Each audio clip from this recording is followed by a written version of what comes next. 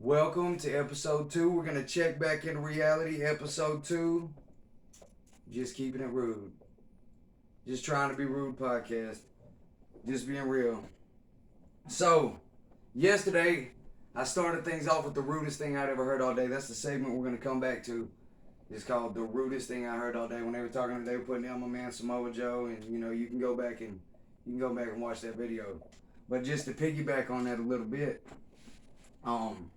I got to thinking about, a fun thing to be talking about. We all like the armchair quarterback, fantasy booking, whatnot. But, fun thing to think about is, okay, well, what would you do with Samoa Joe? You don't take the belt just off him, man. You got to win him in the ring, lose him in the ring. We done covered that yesterday. You can go back and watch the video, please do. But what would I do with him? Well, the one that jumps out to me is everything the WWE has had him do since he's been there has been garbage. You already know that, but really, like I said, I'm not a hater, but I guess when you're the multi-billion-dollar biggest game in town, you don't really have to care, I guess. But I don't understand what they're putting out there, but the best thing that's going on in WWE right now is Roman Reigns and the Bloodline. Since Roman Reigns aligned himself with Paul Heyman, Paul Heyman is one of the best talkers. Like him, hate him, don't matter. He's one of the best talkers in the history of the business. He's for sure the best talker in the game today. And best thing that could have happened to Roman Reigns was aligning himself with Paul Heyman, and now they got the Usos over there with him. That's blood. That's his shoot cousins. So then there, I've always, I ain't never not liked the Usos, but I'm glad they're not the happy Samoans anymore. You know what I'm saying? Just smiling and happy to be there. Nah, Samoans are tough customers, bro, and they need to be treated accordingly. So I like what's going on with Samoans and Roman Reigns. Now they got Paul Heyman in the corner. But back to my point about what you do with Samoa Joe, there's the thought. I can think of another big bad Samoan. Throw him in there. And let Paul Heyman be the mouthpiece. How about that? Don't call him the Horseman. Just right off the top of my head, I'd call him the Island or the Isle, something like that. With Roman Reigns, the Usos, and Samoa Joe, come on now. With Paul Heyman running the mouth for him, call him the Isle. I like that. Has there ever been a Samoan SWAT team? Somebody let me know. I think there's been a Samoan SWAT team, but that'd be cool. Throw it out in the comments. Well, what would you name them? What would you do with it? But or think about Samoa Joe going to AEW. How about that? Now AEW, I'm pulling for them. I was excited when they showed up. Like I said, Coke needs Pepsi. When the tides rise, all the boats get higher. It's good for business. It's good for everybody. You got to have more than one game in town. I'm pulling for AEW, but some of the things that goes on, but they still got a chance. They messed everything up, but Samoa Joe needs to go.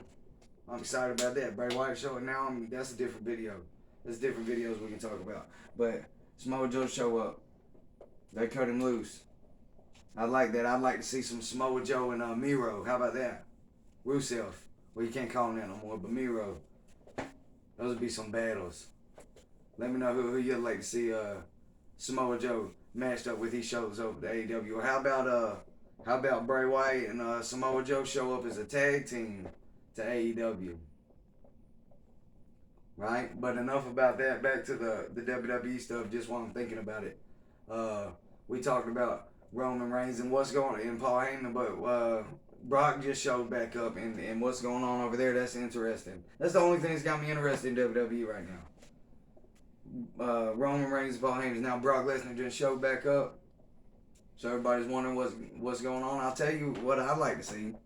I'd like to see him have this big build up The suspense is killing everybody. Everybody's anticipating, watching, waiting. What's gonna happen? Did Paul Heyman know Brock Lesnar was coming? Come on now. Absolutely, Paul Heyman knew Brock Lesnar was coming. When Brock Lesnar gets out of bed in the morning and puts on his pants before he flips his pancakes, Paul Heyman knows how's he's gonna do it. So he knew. Now Roman's probably looking at Paul like, I can't trust you. But if they was to show up, they're gonna have the showdown. They might have already did it. I might be late on this, but all questions are gonna be answered. What's gonna go on with Brock Lesnar and Roman Reigns? What happens if Brock Lesnar and Roman Reigns form an alliance? Now you got the Beast, you got the Tribal Chief, and you got them angry Usos with Paul Heyman talking for him. That's a group. That's a group for you. I'm getting excited. But probably ain't gonna happen. It's fun to think about, but it probably ain't gonna happen because it's one of them old, this here town ain't big enough for you and me, boy. Huh? This here town ain't big enough for both you and me, boy. Brock Lesnar's got that ego. Roman Reigns got that ego. They ain't gonna get out of the way of that ego. I hate to say. But it could happen. It could happen. And if a frog had wings, he wouldn't bump his butt when he hopped. You know what I'm saying? But probably ain't gonna happen. So Roman Reigns and them angry Usos just need to go ahead and get, the new Viking Brock Lesnar out of here. I don't know. I think he's seen my tag team partner Zero come back with that new look with that braided in the beard. Brock trying to get like my tag team partner. Shameless plug. Shout out Reality Check, the best tag team in the world today. But it ain't gonna happen. So Roman Reigns and the Usos just need to go ahead and get Brock out of the way, or Brock can get his ego out of the way and join up with them, and they can run the whole thing. What do you think about the new champ Big E? I'll tell you what I think about the new champ Big E. I think that it's been long overdue, but I wish that Big E would take himself more serious, because that's the problem I got with, like, say, the Young Bucks. Like, you don't take yourself serious, why should I? Like I said, pro wrestler, not sports entertainer, bro. I don't get it. Like, I'm good with funny if it's funny, but it's like Will Ferrell. It's either really good or he's trying too hard and it's really, really, really bad. You know what I'm saying? But Big E took himself serious. Another tag team I've always liked, I would have liked to see him with Big E taking himself seriously. Put him with Titus. I know y'all laughing about Titus now, Titus World Slide. But put him with Titus. Be like some Road Warriors. How about that? But Big E needs to take himself more serious, and he needs to get away from, all the New Day and all that, and then get mean. Quit being so happy to be there, man. You showing up to fight him, man. We about to play baseball. Put your pancakes and your bootios away and act like a champion. But switching gears a little bit. My boy Nick Diaz is coming back on the 25th. That's this weekend for all you amateurs. Don't know about it? Nick Diaz, if you don't know, you better ask somebody. My man. Not politically correct all the time, but just trying to be rude over here. You know what I'm saying? Just being real with you. Just trying to be rude over here. Nick Diaz is my guy. He's back. They suspended him for 6 years. You saw the deal. I don't agree with the 6-year suspension. I'm not saying I don't agree with why he got suspended. Okay, different states, different commissions, whatever, blah, blah, blah. You can talk about that, but 6 years, prime years of his life. Come on now. That wasn't a and then you got but you know what? I'm not gonna get going around talking about all the people that's done who and what and whatever, and then if everybody judged me for everything I did, we'd really have something to talk about. So I ain't gonna be. But my boy is coming back, rematch with Robbie Lawler, 17 years. 17 years since they fought the first time. Robbie's a beast. Robbie's a beast. But Nick ain't no slouch. Nick surprised him a little bit that first time.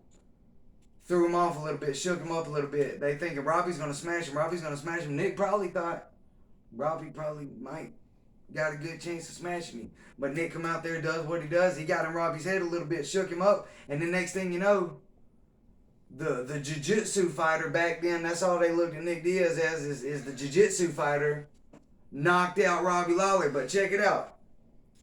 Y'all lay down some love on that like button.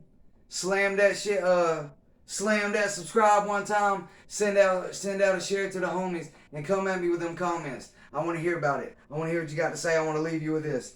Proverbs 16:9. God is in control. The mind of a man plans his way, but the Lord directs his steps. Y'all be good and be good at it. I love you.